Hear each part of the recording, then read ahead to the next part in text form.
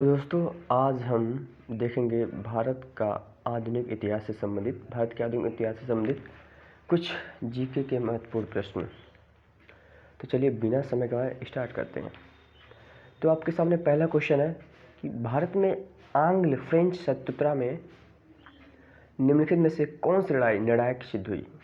भारत में आंग्ल फ्रेंच शत्रुता में निम्नलिखित में से कौन सी लड़ाई निर्णायक सिद्ध हुई। तो आपके ऑप्शन है वेंडिवाश, असाई की लड़ाई, जलियांवाला की लड़ाई, सैंक्टम की लड़ाई। तो देखते हैं इसका आंसर क्या होगा। तो इसका आंसर है वेंडिवाश। नेक्स्ट क्वेश्चन देखते हैं। करो या मरो का प्रसिद्ध नारा है, यह कौन बोल सकता है। करो या मरो को कौन है, महात्मा गांधी। इनको कौन बोल सकता है। अगला क्वेश्चन है अंग्रेजों ने भारत में पहली फैक्ट्री कहाँ स्थापित की। अंग्रेजों ने पहली फैक्ट्री कहाँ स्थापित की, सूरत में।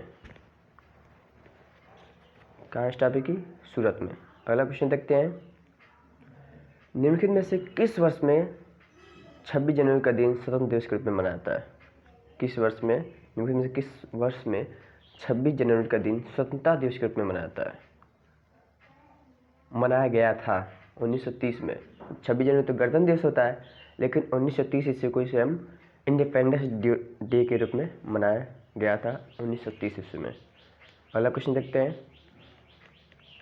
बंगाल में राजस्व का इस्तेमारी बंदोबस्त अर्थात स्थायी बंदोबस्त किसने लागू किया था। बंगाल में राजस्व का इस्तेमारी बंदोबस्त अर्थात के स्थायी बंदोबस्त किसने लागू किया था।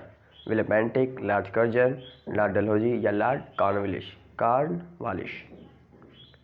तो ये इसका आंसर क्या है, लॉर्ड कॉर्नवालिस। अगला क्वेश्चन देखते हैं ये किसने कहा था इस समय मध्य रात्रि होते ही जब संसार सो रहा है, भारत जीवन तथा स्वतंत्रता के लिए जाग उठा है। यह एक कथन है, ये किसने कहा था ये बताना है। नेताजी सुभाष चंद्र बोस, महात्मा गांधी, जवाहरलाल नेहरू, श्री राम राजगोपालाचारी। तो इसका आंसर है जवाहरलाल नेहरू। इन्होंने क्या कहा था कि इस समय मध्य रात्रि होते ही जब संसार सो रहा है, भारत जीवन तथा स्वतंत्रता के लिए जाग उठा है। अगला क्वेश्चन देखते हैं भारत में अंग्रेजी का पहला समाचार पत्र किसने शुरू किया था। भारत में जो अंग्रेजी का पहला समाचार पत्र है वो किसने शुरू किया था। Bal Gangadhar Tilak, Raja Ram Mohan Roy, J.A. Hicky, Lord William Bentinck. तो इसका आंसर होगा J.A. हिकेश। पहला अंग्रेजी समाचार पत्र इन्होंने शुरू किया था, कौन, J.A. हिकेश। किस गवर्नर जनरल के काल में पंजाब को ब्रिटिश साम्राज्य में मिलाया गया। किस गवर्नर जनरल के काल में, मतलब किसके शासन काल में पंजाब को ब्रिटिश साम्राज्य में मिला ले गया। तो आपका ऑप्शन क्या है, Lord Bentinck, Lord Dalhousie, Lord Cornwallis, Lord Canning. बहुत कन्फ्यूजन है, सब एक ही तरह है, Lord Bentinck, Lord Dalhousie, Lord Cornwallis, Lord Canning. तो इसका आंसर देखते हैं। इसका आंसर है लॉर्ड डलहौजी। तो लॉर्ड डलहौजी के शासनकाल में क्या किया गया, पंजाब को ब्रिटिश साम्राज्य में मिला लिया गया। ठीक है, ठीक है। अगला क्वेश्चन देखते हैं निम्नलिखित में से किसको डेजर्ट फॉक्स कहा जाता है। निम्नलिखित में से किसको डेजर्ट फॉक्स कहा जाता है। Lord Wavell, general Eisenhower, general Rommel या जनरल मार्क आर्थर। इसका आंसर क्या है देखा जाए तो इसका आंसर है जनरल रोमेल। डेजर्ट फॉक्स किसको कहते हैं, डेजर्ट फॉक्स जनरल रोमेल। ठीक है, अगला क्वेश्चन देखते हैं निम्नलिखित संधियों का काल क्रमानुसार रखिए। तो मतलब इनको समय के अनुसार रखना है। अमृतसर की संधि, बरसी की संधि, श्रीरंगपट्टम की संधि, सालबाई की संधि। तो इसका आंसर देखते हैं 4321 अर्थात कि पहले जो है सालबाई की संधि, फिर श्रीरंगपट्टम की संधि, फिर बसीन की संधि, फिर अमृतसर की संधि हुई थी। ठीक है, अगला क्वेश्चन देखते हैं मदुरई तक सफलतापूर्वक बढ़ने वाला दिल्ली का जनरल कौन था। मदुरई तक सफलतापूर्वक बढ़ने वाला दिल्ली का जनरल कौन था। खिजर खां, मोहम्मद गौरी, मलिक काफूर, मोहम्मद बिन तुगलक। इसका आंसर है आपका मलिक काफूर। ये मदुरई तक सभ्यता पर पढ़ने वाले दिल्ली के जनरल हैं, दिल्ली तक पहुंचने वाले। अगला प्रश्न देखते हैं। भारत सरकार अधिनियम 1919 को एक और नाम से भी जाना जाता है। अच्छा, भारत सरकार अधिनियम 1919 को एक और नाम से जाना जाता है, वो क्या है? मार्लिमेंटो सुधार, मॉन्टेग्यू चेम्सफोर्ड सुधार, regulating act, Pitt's India act. तो याद रखिएगा, मॉन्टेग्यू चेम्सफोर्ड सुधार 1919 को मॉन्टेग्यू चेम्सफोर्ड सुधार के नाम से भी जाना जाता है। भारतीय राष्ट्रीय कांग्रेस का जनक किसे कहता है? भारतीय राष्ट्रीय कांग्रेस के जनक किसे कहता है? सबको पता है, क्या है? ए.ओ. ह्यूम।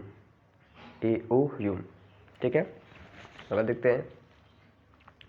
सन 1916 में कलकत्ता में होम रूल लीग की स्थापना किसने की थी? सन 1916 ईस्वी में कलकत्ता में होम रूल लीग की स्थापना किसने की थी? इसका आंसर है आपका एनी बेसेंट। याद रखिएगा, एनी बेसेंट ने 1916 में कलकत्ता में होम रूल लीग की स्थापना की थी, ठीक है। अगला देखते हैं। सविनय अवज्ञा और करों का भुगतान न करने के लिए महात्मा गांधी को प्रेरणा किससे मिली थी? Henry David थोरियू, Leo Tolstoy, John Ruskin या गोपाल कृष्ण गोखले। तो इसका आंसर क्या है? Henry David थोरियू। हेनरी डेविड थोरियू, ठीक है। गांधी जी से दक्षिणी अफ्रीका में मिलने के लिए निम्नलिखित में से कौन गया था? गांधी जी से दक्षिण अफ्रीका में मिलने के लिए निम्नलिखित में से कौन गया था? बाल गंगाधर तिलक, वल्लभ भाई पटेल, गोपाल कृष्ण गोखले, जवाहरलाल नेहरू। देखते हैं, गोपाल कृष्ण गोखले, ठीक है। अगला क्वेश्चन देखते हैं। भारत की संविधान सभा का संवैधानिक सलाहकार कौन था? भारत की संविधान सभा का संवैधानिक सलाहकार कौन था? Doctor Rajendra Prasad, doctor B R. Ambedkar, sir B N. Rao, Shri K M. Munshi. तो आपके आंसर क्या है? Sir B N. राव। तो क्या इसका आंसर है? Sir B N. राव। अगला क्वेश्चन देखते हैं। स्वतंत्र भारत की लोकसभा का पहला अध्यक्ष कौन था? स्वतंत्र भारत की लोकसभा का पहला अध्यक्ष कौन था? आपके ऑप्शन है हुकुम सिंह, बलिराम भगत, रवि राय, जे.बी. मावलंकर। तो इसका आंसर है जे.बी. मावलंकर। स्वतंत्र भारत की लोकसभा का पहला अध्यक्ष कौन था? जे.बी. मावलंकर। नमक सत्याग्रह किस वर्ष में हुआ था? नमक सत्याग्रह किस वर्ष में हुआ था? 1930 में, जो कि किसके द्वारा किया गया था? महात्मा गांधी जी के द्वारा। उन्होंने ही पैदल यात्रा करके नमक कानून को क्या किया? हटाया, ठीक है। अगला क्वेश्चन देखते हैं। कलकत्ता विश्वविद्यालय किस शैक्षिक रिपोर्ट के माध्यम से अस्तित्व में आया था? कलकत्ता विश्वविद्यालय किस शैक्षिक रिपोर्ट के माध्यम से अस्तित्व में आया था? मैकाले का कार्यवृत्त, हंटर आयोग, चार्टर अधिनियम, वुड का डिस्पैच। इसका आंसर है वुड का डिस्पैच। याद रखिएगा, कलकत्ता विश्वविद्यालय किस शैक्षिक रिपोर्ट के माध्यम से अस्तित्व में आया था? तो आपके आंसर है वुड का डिस्पैच। धन्यवाद।